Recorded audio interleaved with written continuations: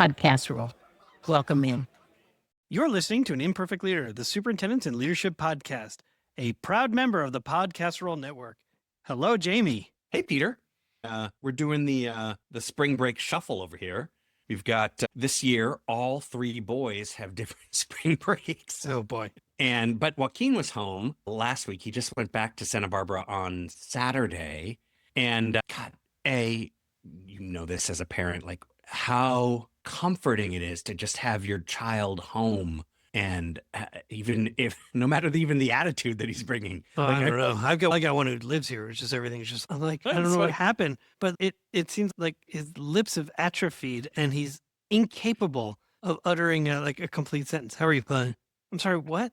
What did he say? He said, thanks for dinner. Oh, okay. Wow.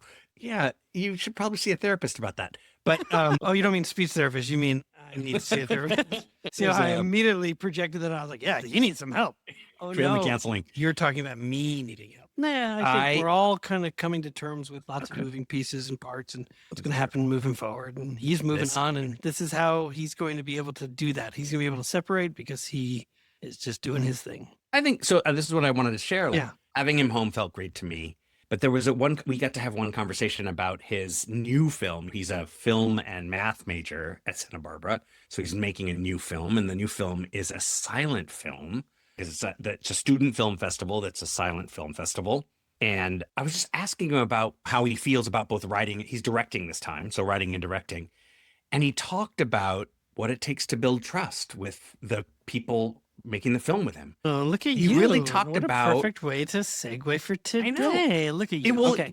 Our guest, Craig Randall, really it resonated for me because I just had this conversation with my eldest, and he talked about how grateful he is and how humbled he is that all of these other students that are helping him to make this film, that's his vision, that's his thing, do it because they want to help him.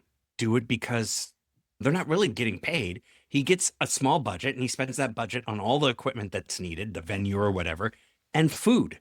He spends it on food for the people that are there. But their time, their effort, long days, like they film in 1 or 2 weekends, which is the only days that he can really get everybody there. And he's asking 12 hours from them on a Saturday to film. And that's a lot. And he knows it. He feels it. And he says, what I do is I just am perpetually checking in with them.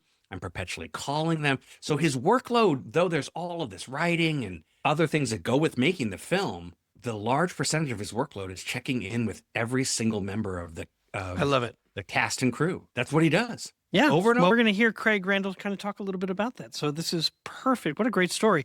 Thank you. And when you talked about a silent movie, I'm just desperate for him to somehow weave in, you must pay the rent. I can't pay the rent. You must pay the rent. I can't. And then somebody comes, I'll pay the rent. You know, that silent movie. Anyway. No, I don't know. Oh my God. The black and white, like the guy with the mustache. You must pay the rent. I can't pay the rent. I'll pay the rent. And who ends up paying the rent? This dashing protagonist comes in and sort of, I'll pay the rent. Yeah. The evil landlord. Anyway. Look, I don't know anything more about the story. I just know about that from the silent movie era. That's it. That's all I got. I can start doing Singing in the Rain too as well, but that would be a whole nother thing. Listen, before we get into the actual conversation, before we lose all of our listeners, I do want to remind people that we do have a sponsor, IXL. And here's the thing. I would say that building a culture of trust means lowering that teacher vulnerability so they can feel safe taking risks. You talked about that with your son, about creating that cultural field. Craig Randall, our guest, he highlights that you got to move away from checking boxes to focus on the strengths that drive real growth. And IXL does something very much in terms of supporting that mission by providing real-time data that empowers teachers to prioritize and personalize learning without adding to their workload. So visit IXL.com/imperfect today to learn more. All right, Jamie, you are listening to An Imperfect Leader, the Superintendents and Leadership Podcast. I'm Peter Stiepelman. And I'm Jamie Almanson. We'll see you on the other side. Today on An Imperfect Leader, my guest is Craig Randall, the author of Trust-Based Observations, Maximizing Teaching and Learning Growth. Drawing on his experience as a school counselor, a teacher, a coach, a principal, Craig developed an approach to observation that centers strength, trust, and meaningful relationship. Today, he trains school leaders in trust-based observations and speaks internationally on building cultures of trust, care, and continuous learning. This is so exciting. Craig, welcome to An Imperfect Leader. Thanks for having me on. I'm thrilled to be here.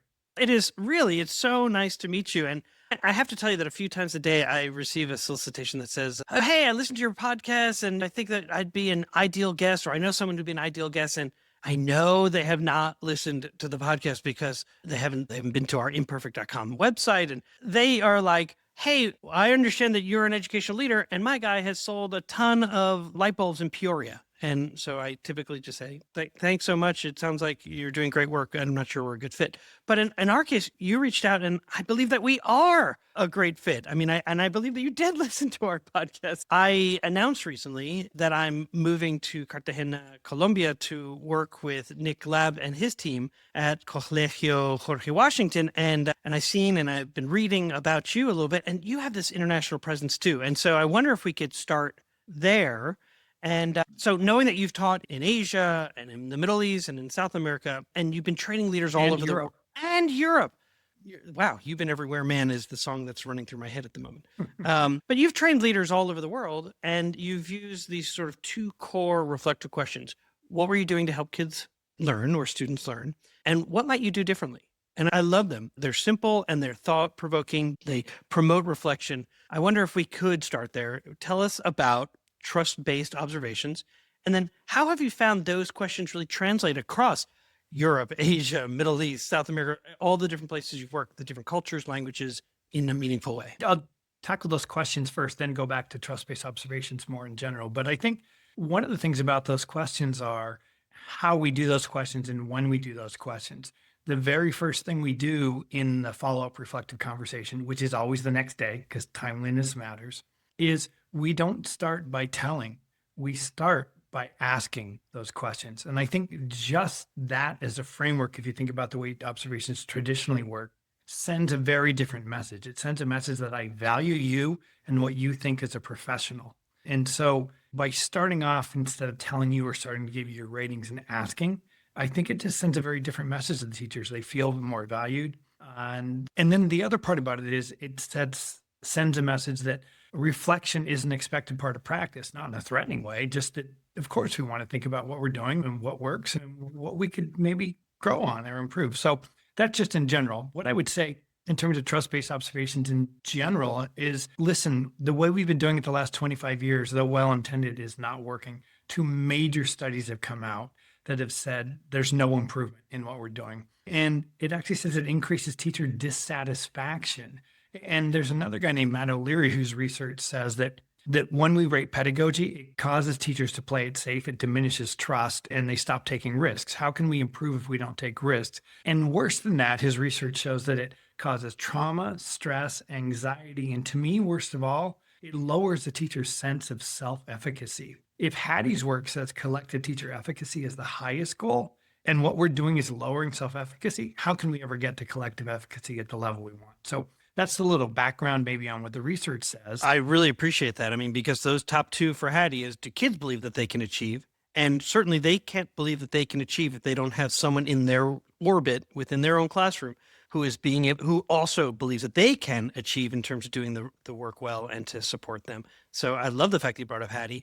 I am not familiar with O'Leary's work, so I'm going to look that up. But I also, the UK, okay. And then, of course, in the US, Kim Marshall's been doing a ton of work around looking at evaluations and finding them woefully unsupported when it comes to teachers and their ability to thrive. And so I love that you're talking about this. Say more. Yeah, for sure. So what we do, I mean, and look, I didn't look at the research and go, aha, I know how to solve it. It just developed and it happens to align with what does and doesn't work. So what I would say we do is we just do a continuous series of 20-minute unannounced observations, no pre-observation conference. When you have a pre-observation conference, instantly that leads to the dog and pony show. Even if it's a lesson on steroids. It's not my real teaching. And so it's done to tick the boxes. So our conversations aren't real. When teachers know that it's strengths-based and we really work to identify and build from strengths, they don't mind that it's unannounced. They actually prefer that it's unannounced because they don't have to worry ahead of time. They can just go and teach, and then we can have a real, authentic conversation. We have a manageable observation form that just has 9 core areas of pedagogy that no matter what your style of teaching in, they're going to be valuable to you. We work and we fill in that form. It allows us to be really specific in what we see, which allows us to be really specific with praise, which helps to build trust. And then the next day we have these reflective conversations, and that's really where the magic happens. And that's where we build the trust. And I know it sounds counterintuitive that you build trust during a reflective conversation of a teacher observation, but we do not rate pedagogy because of the research on pedagogy. We still evaluate you on core things that you need to be evaluated on. And so during that reflective conversation, really, Brene Brown talks about the connection between trust, vulnerability, and risk taking. She says when vulnerability is too high, people won't take risks. The way you get people to take risks is lower vulnerability. The way you lower vulnerability is by building trust. She has a beautiful metaphor of a jar, and each little positive action you do is putting a marble in the jar. You want to fill that jar up before the trust is there so people are willing to take those risks. And everything we do in that reflective conversation is designed to be a marble that we put in the jar. Like we have the conversation in your room instead of the principal's office, because getting called to the principal's office feels like getting called to the principal's office no matter how old you are. When we get to your room, we ask permission. That's a marble. Hey, is now a good time? I sit beside you, not across from you, because the psychological research says when it's across, it creates friction. I think about when you're driving in the car with someone. I have the best conversations with my kid when we're just side by side, right? Not facing each other of, hey, do you think we could have a talk about something? Then it's high affective filter because they're not sure where it's going kind of thing. Boy, you stole my story. That was my daughter, the soul Oh, teacher. I'm And that so was sorry. I didn't mean to no, slip, not but at it's all, like- not at but all, it's not at all. so true. No, but it's a universal parent thing. We all know that's Yeah. true. And we literally tell them the goal of trust-based observations is for all of us to do observations to build enough trust so that any of us can come into your classroom, observe you, see you trying something new, and even though it's highly unlikely, have that thing you're trying to be a train wreck or disaster, but as opposed to traditional observations where you're going to be freaking out thinking, I'm being observed and this is happening, you won't worry because the next day when I come into your classroom, the first thing you're going to hear me say is, Peter, I love it that you were trying something new. That's how we get better. It's not always going to go the way we planned. And when those conditions have existed, people will try. So anyway, we have these reflective conversations. We ask those questions. We share all the observed strengths that we see without ratings.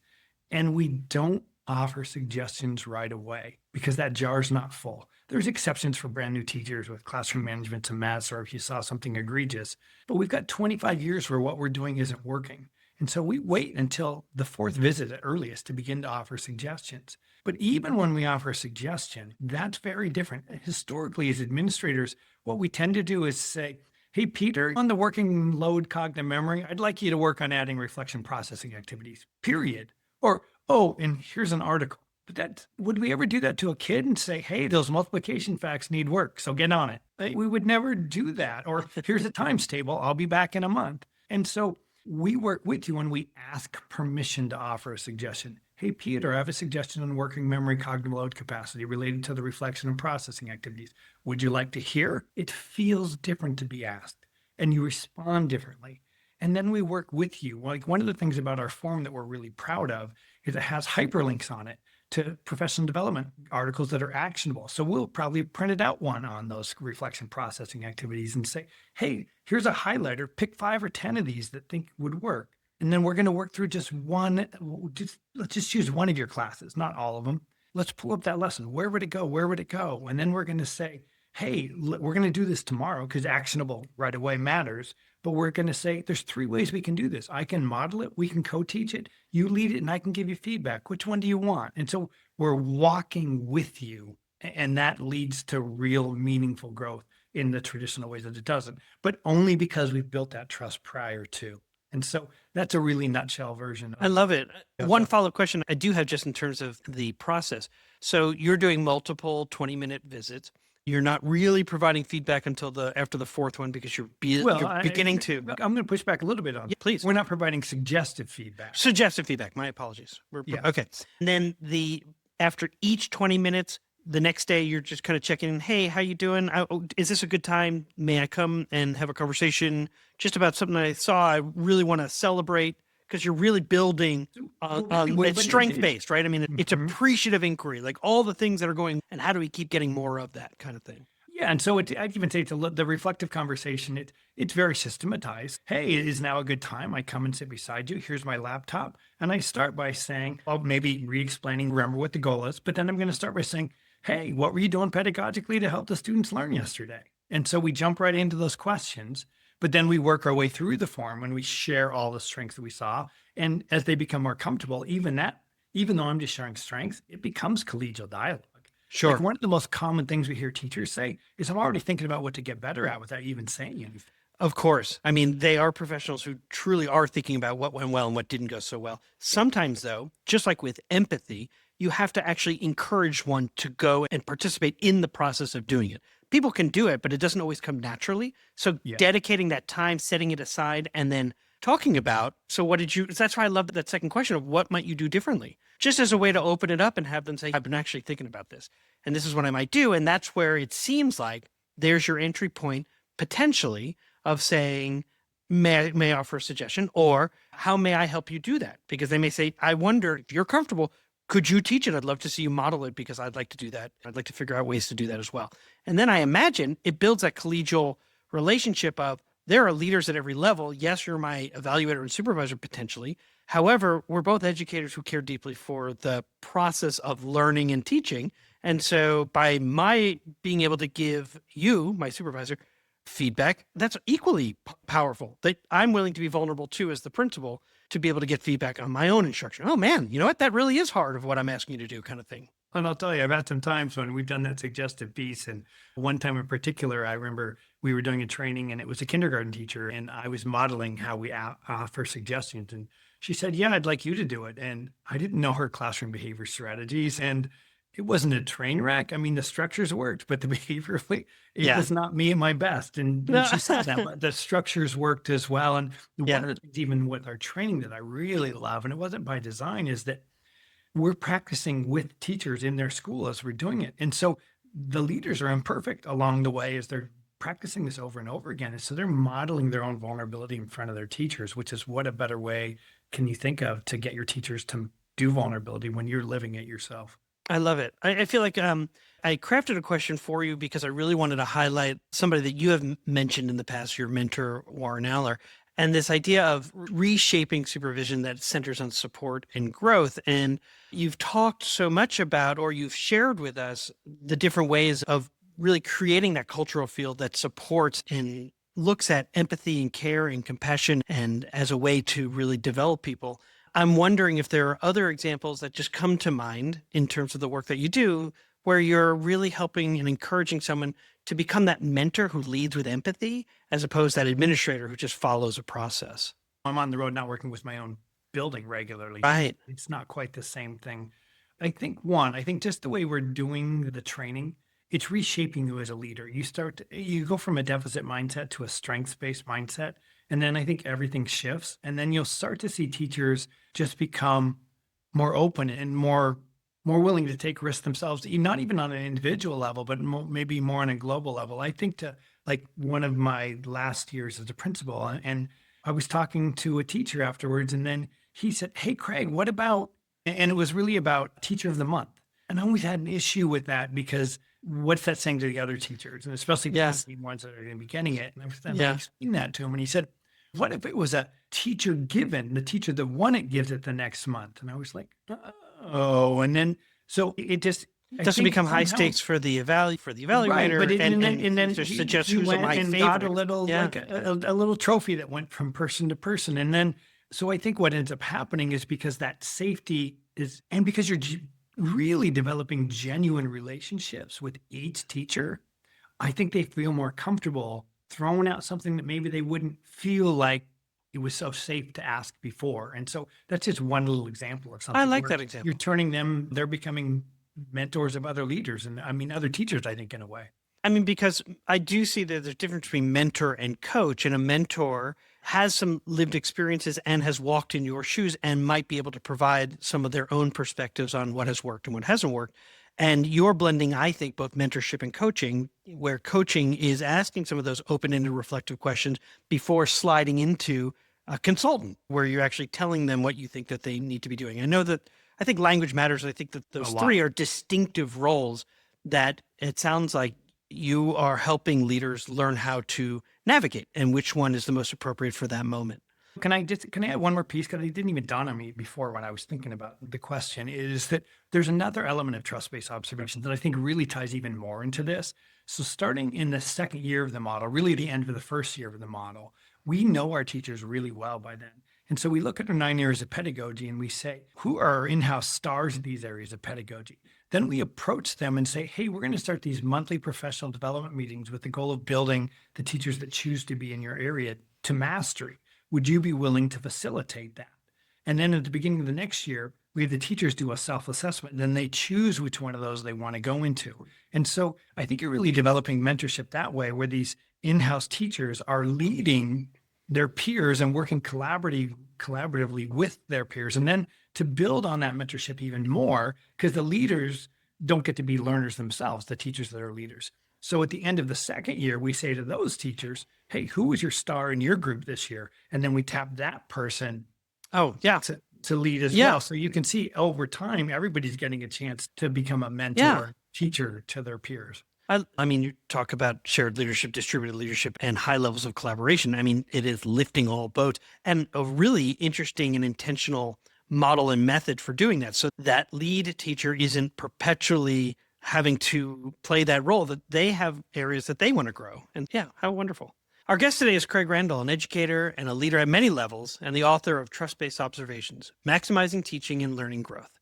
In the leadership model that I use to advise others, there's a dimension called collective aspiration, and it really speaks to the question of what do we want to create together?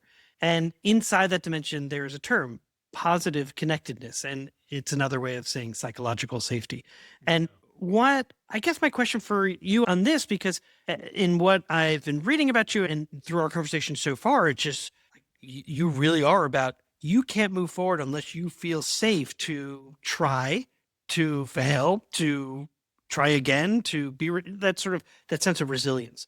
And so what are ways that leaders can fulfill this responsibility to provide feedback while also establishing and maintaining that psychological safety? And I know you've done such a nice job of kind of explaining that as we entered the conversation about how we are moving away from 25 years worth of how we've done it in terms of that pre-conversation and then coming in at that exact time. And so the teacher's like just waiting for you to get there before they launch into it, and they're doing something pretty safe and they know which kids to call on, and it doesn't increase efficacy for anyone. It's just checking boxes, and you are really turning that upside down on its head in terms of thinking about it differently. So again, the question really is about how do you fulfill that responsibility to provide feedback while also establishing and maintaining psychological safety? So I guess maybe however you want to answer it. Yeah. I think, obviously I've touched on it, and it's all brain science. People have to feel safe to be able to take risks, and you have to build trust, and trust does take time. And so it's that one, frequency. You can't, doing 1 or 2 observations a year doesn't build trust. And so if I want, in this model, we're seeing you once every 3 to 4 weeks. So if every 3 to 4 weeks, I get to have a conversation with you that's a 20-minute reflective conversation where we're collegially talking about practice, where I'm focusing on your strengths. And I just want to hit on that too.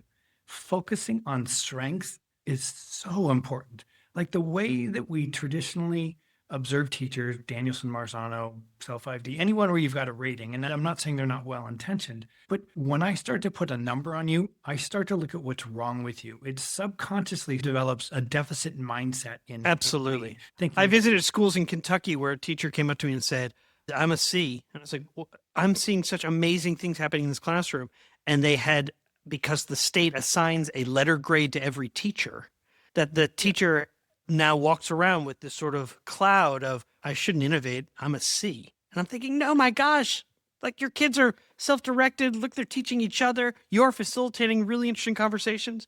Wow. So I agree. Adding a number or a grade, a letter to them. It does to the teachers, but it does this to us as leaders inadvertently. Yeah. Too. I start to look at what's wrong with you. It's a lot harder for me to, of course, I see areas that have growth.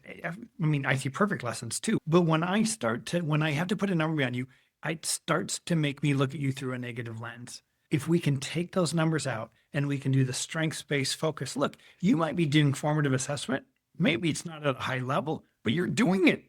I can build from doing it versus, oh, well, it's developing or it's like Emerging. it's a different way I'm going to look at it. Right. The strengths-based piece is really vital because, and we'll see it at training, not every week, but you come with people and they're so trained to give suggestive feedback right away. And they're like, why aren't we? I'm like, we're playing the long game here. Yeah. And it'll hit people and they'll go, and you'll see them switch from looking at their teachers, what's wrong with them midweek, to going, oh my gosh, I never really saw that. And then all of a Oh, I sudden, love it. it's so much easier to work with the teacher when I'm start looking at your strengths and where you're at from your strengths.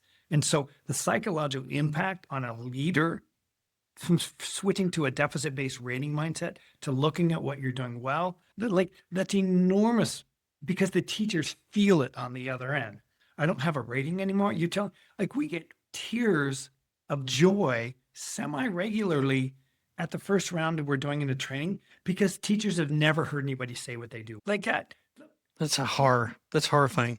I mean, I'm so glad you're here doing this work in this space. That's horrifying. It is horrifying, but Yeah. everything shifts. So when you do it like that, when you ask those questions that say, I value you, when you share back the answers which say, I've been listening to you, when you do all these little things in the conversation that are specifically designed to create psychological safety, like even with the, what might you do differently? We always say, look, sometimes you nail it. When that happens, I want you to celebrate it. I don't want you to feel like you have to manufacture an answer to that question just because I asked. That little statement, that builds trust. I mean, there's so many little things you can do when I'm seeing you regularly, and then everything changes when that happens. So I have a question because you've worked internationally in almost every continent. And so a 20-minute conversation, depending on the country, and I guess what I'm asking about is the advice you have for a North American, let's say US-based leader who enters, who may have the mindset of, let's just get to it. Kind of, we got 20 minutes. And I really want to start this conversation of, and I imagine that can be radically received in it's an insult to not first pause and start off with the human part of this work of the interaction. And I'm just kind of curious what you've seen as you've worked around the world and as you guide leaders. How do you enter those first 20 minutes? Asking really for a good friend. This is what I'll say. The truth is, when you're at an international school, most of the teachers are Western teachers. And so you're probably not dealing with that on a whole lot, but you definitely have local teachers wherever you're at. This last fall, I was at an international school in the Philippines. It was the first it was a Catholic international school. And it was the first one where really the entire faculty was local, they were Filipino. And I'd always felt, I've had people approach from other countries and they'll say, we're role-based, that our teachers aren't going to it's not going to work with them. And I always felt we're humans. We all want to have our strengths appreciated. We crave belonging.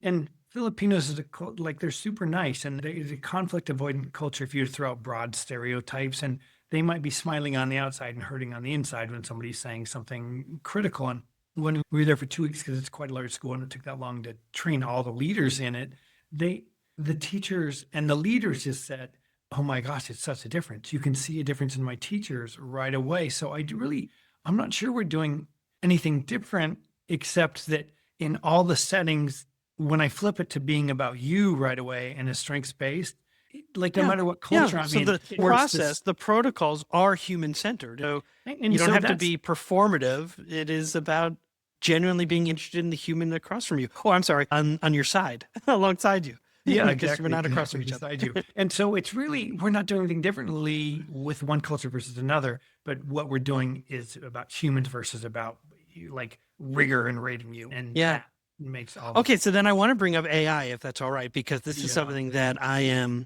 imagine that is something in your area of expertise that people are asking you about. It is something that I've been approached by an ed tech company who does evaluation work to help support schools to say, you can drop your framework in here, you can take some notes, you can then draw, and it will write the evaluation for you, which I imagine would make your head explode. For me, I'm saying to myself, like, how do you protect the fact that I guess technology is trying to speed things up, but when you're building trust, speed is not what you want, right? You want to actually build that trust over time. Your 20-minute, 4 times, you're meeting with someone every 3 weeks. That builds trust. I have a friend who does AI work, and what he says is AI can't care.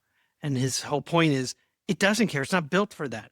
And meanwhile, evaluations and feedback, observations, let's say, is really about the human side of our work. And so If you want to foster growth. if you want, oh, thank you. So I'm kind of curious. I'm not sure I asked a question other than what is trust-based observation? What is that model? How do you protect for what you're trying to do, right? When AI seems to be what everyone is seeking as a solution? I hope that's not the case, but in everyone I talk to around the US, like they're all trying to figure out how to use AI to do things better.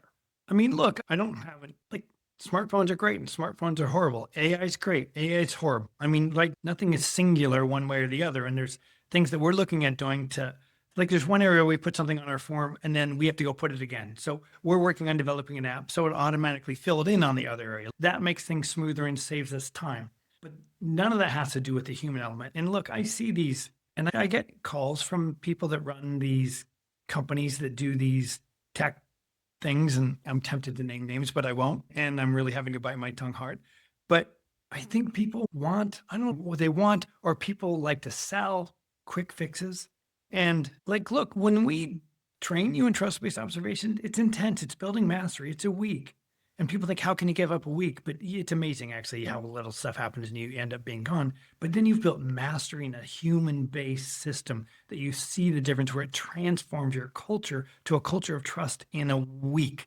No exaggeration, no hyperbole. It really does. And when you see these, and then I'll even go online and read them, and then it instantly sends you the report, the teacher, the report. Like, we're wired, our brains are wired to protect ourselves because we had to in more vulnerable times. And so when we see something without any context in it, a report that comes, an evaluation report that comes, our lens is through that negative. Wait, what does that mean? Do they mean something by that? Yeah. You're asking someone to process feedback without context and then do it in isolation? Oh, So that's antitrust building. Like, we did Brene Brown, vulnerability. It's like, trust doesn't happen through a piece of paper. Trust doesn't happen through an electronic thing. Oh man. I mean, look, you're never going to get everything in your 20 minutes of observation. Like, I'll miss things every single time.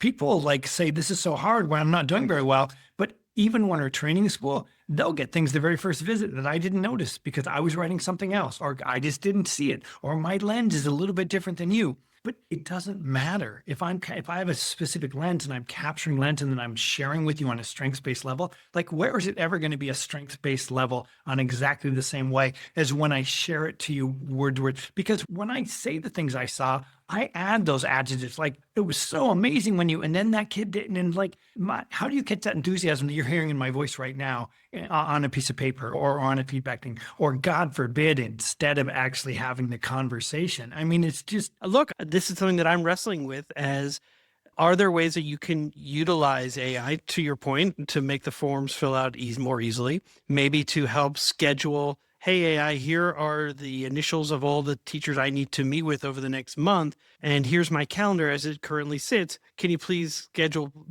so that I see everyone at least once every 3 weeks? Great. That could take seconds as opposed to sitting down with your calendar and trying to put it all out.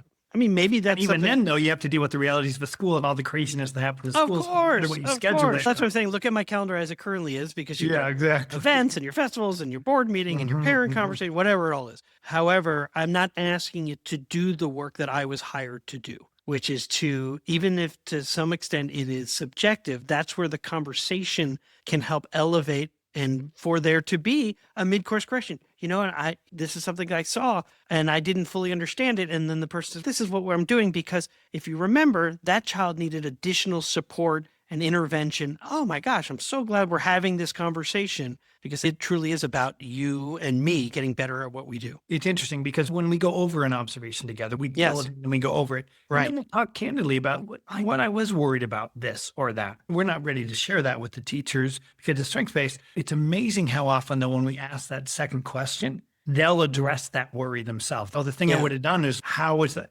Because what am I going to do otherwise? I'm going to judge, and I'm going to negatively judge. And then it's harder for me to work with you. But when you humanize it, it changes everything. I love it. I'm going to ask you a question that I ask every guest who comes on the show. Yeah. What does the term an imperfect leader mean to you? I mean, none of us are finished products, right? We want to grow and always want to grow and become a better person and better at our jobs and better at what we do. I think it's the ability to self-analyze. It's the ability to be open to what other people offer and suggest, and then embrace that you have a new, better way from what you've learned. And I always say this is that, like, I'm the guy, and we all have blind spots too, right? And outside influence can help us with those blind spots. Like, I'm the guy that developed trust-based observations, and I kid you not, every single week I do a training, something will happen, somebody will say something, somebody will offer suggestions, somebody will push back on something that grows trust-based observations and makes it better. Like, the forum we use is so much better than it was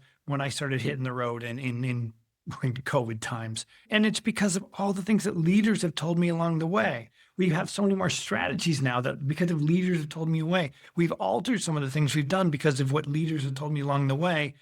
If I was a perfect leader, I would say, no, this is good. You don't know what you're talking about. But if we're open to it, we're going to end up better.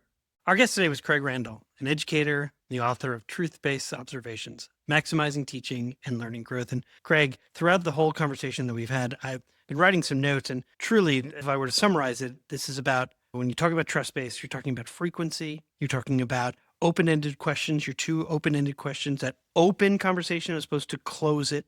You talk about the strength-based positive approach, which is all what we talk about when we talk about human-centered leading and learning. And so I'm grateful that you're in this space. I anticipate having to contact you in the next year to say, all right, it's been a little bit since I've done these kinds of observations and I just need a thought partner. So I would encourage others to get to know you as well. What's a great place to find you if they want to find your website? Yeah, the website is trustbased.com. Pretty simple. My email is craig@trustbased.com, and I'm on basically all the social medias, and my handles usually trustbased Craig, LinkedIn, Facebook, whatever. Perfect. It's so nice to meet you. Thank you so much for joining me. Thank you, Peter. It was a pleasure. All right, we're back, Peter. I thought, so there was something, the big thing that stood out with this interview, which I really enjoyed, was actually how similar his trust-based observation model is to my work. I usually define it as what's called a coaching stance. I talk about leaders, and in this case, he's talking about principals. I'd say any leader within the ed system who is positioned in such a way vertically, right? So they're positioned in a way that they have hierarchical power and or probably have to do an eval observation or a formal evaluation of the people below them. And I talk about not being a coach, but taking a coaching stance, which is similar to the way in which Craig talks about it in terms of being curious, starting with reflective questions. And my question to you that I thought I would start is, what do you think makes it taking a coaching stance difficult for leaders? Why, what makes that hard to shift from a traditional, here's the framework, you did this wrong instead, and shift to a more reflective coaching stance model? You know what I think it is, that so many leaders are trained through this sort of walkthrough model that is very much checking off. Did I observe it? Did I not observe it? And then it is sort of, here's your evaluation. And the coaching stance model that it appears that you're advocating for, and I totally subscribe to, requires time in someone's space with them, not evaluating them. I mean, so that leads me to a second question, a follow-up question. So I think one of the key differences here between Craig's model and my model is that he talks about, after, I think he said 4 observations, is to where what he called the suggestive feedback comes into play. And I think this is a big difference between his model and my model, in that what causes you to offer suggestions based on a number of observations completed at all? I guess what I actually it? wrote it down to say to myself, like, oh, that's good advice in terms of feeling, to the point I just made about being in a space. So to say, have I been here at least 4 times to begin to feel like I have some credibility in that there maybe been some patterns of behavior or some things that I have seen now 4 times, right, that it allows me to ask a question. Because you do it the first time, it's unfair. Second time, unfair. Third time, maybe you start getting towards, oh, and I happen to have seen this the last 2 times, now I'm seeing it again. 4th time is, okay, I wonder if I have a question for you.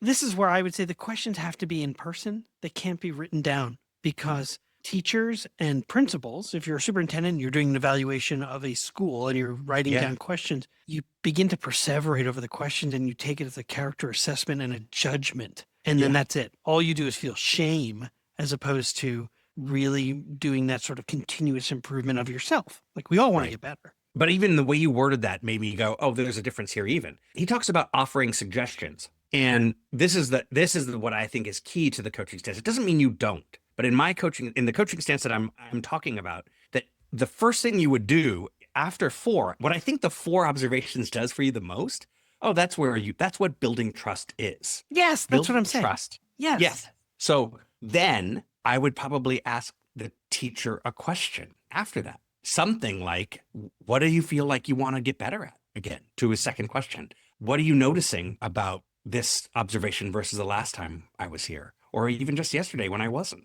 I'm interested in the generation of the conversation being in with the person who is working on improvement. Me naming things that they could work on based on a framework that we've agreed upon, that is agreed upon, that we have to use, slows change. Change happens because someone decides that they want to get better at the thing. Even if it doesn't matter if you're clearly pointing it out, they have to choose to learn the thing. That part that's teaching 101 for human beings. We all have to choose to learn. So let me see if I understand ownership. correctly, because when I think back to the conversation with Craig, one of the things he talks about is like the magic in all of this is when you actually have these follow-up conversations and you ask open-ended questions that honors the teacher's professional expertise and makes reflection. We're in full agreement. Yeah.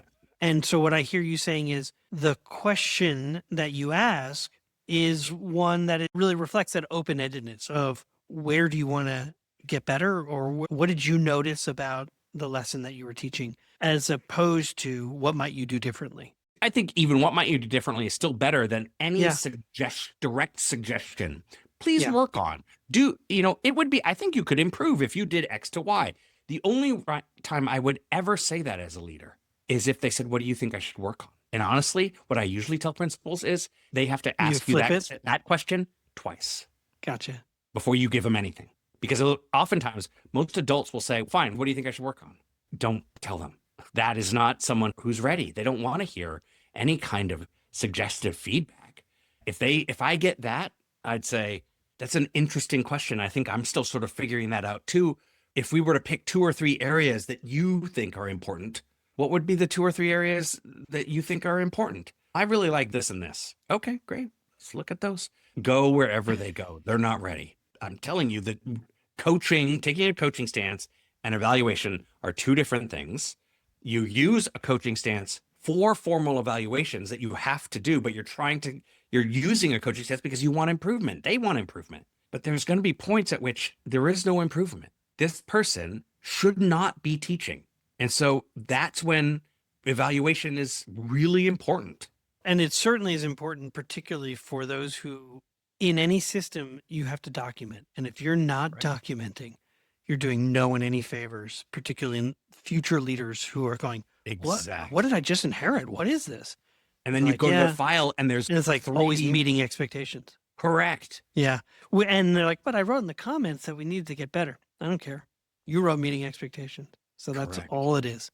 So I do want to go back to, because I think this is an extension of those conversations. And one of the things I really appreciated that Craig talked about was the strength-based mindset. We really want to move away from the sort of deficit mindset thinking and trying to tell people, or at least how our words might communicate that there's something wrong with that person. And that a strengths-based piece is, he says, strengths-based piece is really vital. And I love that, because it was like, by removing ratings and focusing on strengths. Again, we're talking in this moment about taking that coaching stance, not in the final evaluation of things are just not getting better and you can't right the ship. If you truly believe that we can get better, then this is like kind of the approach that you would take. And I guess I want to reiterate that, because I see so many examples of a deficit mindset, or at least without fully first entering with, what are we doing well? Like, where are the strengths in this lesson, in this style, in this approach, in our relationship, in your relationship? Like, there are good things in most every observation. And and I don't mean like the good, bad, good sandwich that sometimes we talk about. Like, you're not coaching a kid in writing, like, really good intro. Well, we could have worked on this. And so I love that. I mean, I wrote, as you both talked about, ratings are silly. Ratings can help with some basic parameters, like the sides. It makes me think of, honestly, this is the metaphor that it made me think of was, I think I've talked about this before, but I would say ironically, but I like to ski. I'm a skier. This is part of the reason why I love the Tahoe in the winter. And when you go to rent equipment at any ski place, whatever, sports shop, whatever, they make you tell them, are you a 1, 2, or 3? A 1 beginner, a 2 intermediate, a 3 advanced. And they give you some descriptors of what a 1 could do this, a 2 could do this, a 3 could do this. And I've been skiing my whole life. I started skiing when I was 10 years old. So, but I always feel a little funny putting 3, because when I put 3, I'm like, I'm 55. I'm not going off a cliff. Are you crazy? I'm not doing any of that jazz. I'm not doing any of that. When they're like, oh, good, can you do these things? I'm like, no, I'm not doing that. I did when I was 22, but so the rating is silly. Skiing is a lifelong endeavor. I will do it my whole life and never be as good as what I wanted to be, ever. And that's skiing. Teaching, where you're actually talking about the development of multiple human brains, it's impossible. This job is hard. It's crazy hard. If there's anything that's a lifelong endeavor, it's teaching. So the idea that there's a rating around it is absurd, completely absurd, because it's constantly changing. It's constantly different. Every kid is different, let alone like child development, all of the context that goes with who they are, where they're raised, what their families are like, what their neighborhood is like. Anything, what they ate before school, and school. You haven't even talked about the teacher and their Exactly. and their like stage of life. You know, Exactly. a 1-year-old teacher is very different from someone who's now 40 and has children and has aging parents, and they themselves are trying to figure out stuff. Like, they themselves are not static. Like, they're constantly changing and dealing with their own challenges. And so, yeah, it's quite a dynamic system. And so when you create these high stakes, I don't know, like, it prevents risk taking, it increases anxiety. Yeah, it should be ongoing. I mean, it's why you talked about therapy for me and my son, but I think to myself, like, it's why people are in a lifetime of therapy. It's because you're not in a fixed state. You're constantly changing too. Exactly. You're not cured. You're still a person. Yep. You don't get cured of personhood until you die. Then you're cured. And then even then, this is one of my favorite things. My mom has a magnet on her fridge that's a calavera, that's a skeleton, and it's going up to heaven. And it says the cartoon bubble says, I still don't know what I want to do with my life. That's it. That's right. It's totally it. This goes to that last comment is last thing I want to say about the conversation that I thought was really interesting. I loved your question when you said, I'm asking for a friend. As you go to Cartagena and you think about what it means to actually have these kind of observation conversations with teachers, made me first want to start with a question for you. What are you most worried about? When you think about those conversations, what brings you anxiety? I will tell you that the dynamic of the school, as I understand it, again, I've only visited once. I'll go again soon, and then I'll be there permanently. And my understanding is the majority of the classroom teachers have experience in North American schools, and and then they may have international experience as well. And so they have they can code mesh in the sense of between North American and South American systems. There are also classroom supports, aides, who are primarily from Colombia.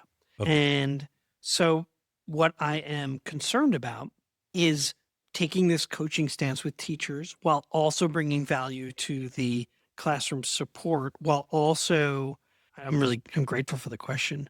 I loved being a principal, and I thought I was a pretty good one, and I had great presence in classrooms and provided, I thought, helpful support.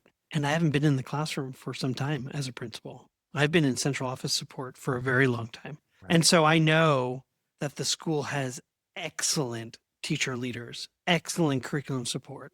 And so I would say I'm not concerned about this. I have to just remind myself that no leadership role, no principal or superintendent ought to be pursued as an isolated individual pursuit. That it really is a collaborative effort, and it does require shared leadership. My concern is I am joining a high functioning entity that has been together for some time. Very little turnover from last year to this year. And that's great. And at the same time, that brings a little bit of anxiety for me because I want to bring value. And so I want to be able to do that with this existing system. Love it. What was the superintendent from Very Best said? I want to She find said, out why the don't move the fences. Yeah, don't move the fences until you know why they were built. Yep. I still love that saying. I think that saying's really great. Yep. And I think it resonates here as you think about that. I appreciate you taking the time to reflect on it. This is where I think I disagreed with Craig. When he talked about, he basically said that the model, when you were asked about it, he said, because the model is human-centered, we're all humans. I don't want to, that's true. We are all humans. And people want being human-centered has always made a difference in terms of building a positive relationship. But I don't think that sets it up so that either you're human or you are connected to a cultural identity. And to be human is to be all of those things at once. That's what it means to be human to me. Like I think of myself as a Mexican father, and that's my primary identity, but I'm also a Mexican father baseball fan. So they happen at the same time. So that how I see the game of baseball, and as we open and you and I were just chatting about our teams and your Mets winning 2 out of 3 and my Giants getting their actual butts kicked by the Yankees, that I watch the game with that lens in place. I'm thinking about, I don't know, I'm thinking about any number of things that it touches me in a way that caused me to think about my Mexican identity. So let me ask you this. So the way I answered the question in terms of understanding that there's a dynamic between classroom teacher who more likely than not has come from outside of the country, the teacher support who is primarily to support the classroom is almost exclusively from country, from Colombia. And so understanding yes, they're all human, and they each bring a complex set of values, beliefs, principles that has to be respected, honored, valued, understood, mind, I don't know, like that it can't be ignored. It can't just be as simple as human-centered leading is to understand that we're all human. It's to say we're more complex than that, and there's lots of interconnection based on whatever the context of where we are, as well as how we were raised, how we see ourselves, our identities. Yeah. Right. It makes me say, you'll do this. I know you will. That when you start the process of listening to the people who work with you at the school, I would probably suggest that you ask some questions about, what do you think someone who's coming from outside, I'm not from Colombia, I really only visited, so I really don't know. What do you think I need to know about what it means to be a part of Colombia, generally be Colombian and from Cartagena? And then more specifically, what does it mean to be a part of our school? And I'd ask that of the IAs, and I'd ask that of the teachers. And I'd be interested to see, do they match? Because the teachers coming from Western backgrounds, but now have lived there for a while, may have a lot of insight into that, but they're not from there. So that means they had to learn that, while those from there grow up with it. It's just innate. So I'm interested to know where that overlaps and where that doesn't. Have they had that dialogue? That would be so interesting to me. And it would help me better understand the subtle dynamics of a Western taught school sitting in a Colombian space, and how I'm sure there's love and people are grateful for it. And there are probably times when it rubs Colombians wrong, merely because you can't know. It's not the same. It's just not the same. So I'll be interested to see. I think you'll do great. I can't wait. This sets us up for a really nice conversation down the road where I talk about what I'm learning. So, I know. I'm so excited. Actually, that should be an episode. That's going to be season 5. Season 5 is international, talking to heads and sort of, juxtaposing or overlaying how my own experiences are sort of unfolding. I'm sure. But as we position, as this changes, I'm going to get to do an interview. I'm going to do a couple of interviews coming up, and I'm really excited about flipping the roles here, where I do the interview and then you get to say, Jamie, how come you didn't ask this question? I know. I can't wait. I'm so excited. I want to interview you. I know. You keep saying that. We'll get there. Don't worry. I promise. In the meantime, please go on to Apple Podcasts, give us 5 stars, make a comment, and more than anything, thank you so much for listening each week. You've been listening to An Imperfect Leader, the Superintendents and Leadership Podcast. Bye, Jamie. Bye, Peter. Take care. Hey, district leaders. I know you already know this, In schools worldwide, cell phones are posing real challenges on student engagement and mental well-being, and I want you to meet Yonder, a proud sponsor of An Imperfect Leader. And let me share this story from a visit I made to some schools in Silicon Valley. I asked some kids what they liked about Yonder, and after some funny looks, they shared that actually, with Yonder, teachers don't have to battle with them over phones anymore. In fact, one kid said to me he didn't have to worry anymore about his parents texting him in class, and the kid next to him sort of shoved him and goes, "Texting? My mom used to FaceTime me in class." I want to introduce you to a support system that increases teaching and learning. I want you to discover why 1 million students choose Yonder daily. Minimize distractions, maximize learning potential. To learn more, go to overyonder.com. YONDR. So I want to talk a minute about the Mosaic Project. It is one of our favorite organizations and has over 25 years of experience empowering students to really celebrate differences, communicate assertively, and resolve conflict peacefully at their outdoor school. I happen to have experience being part of the Mosaic Project, and so I can absolutely tell you it's an amazing organization.